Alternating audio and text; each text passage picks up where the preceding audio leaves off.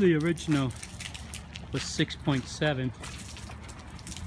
This is a special edition for Alexander's window cleaning.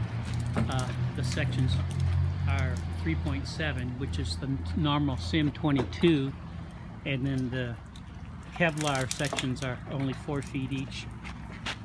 And look how stiff that pole is. If your pole isn't this stiff, you're really wasting your money and getting a cheap non-high mod pole. We make the best high mod poles in the world. And what's nice, what he can do right now is go ahead and drop all these sections. Now look at this. He's just dropping off from here down. He's dropping off another, I don't know, 20 feet. And now the pole is probably 6, that's 8. So now the pole is 5 pounds. So he went from an 8-pound pole to a 5-pound pole. These 4 extensions is probably about 2 pounds.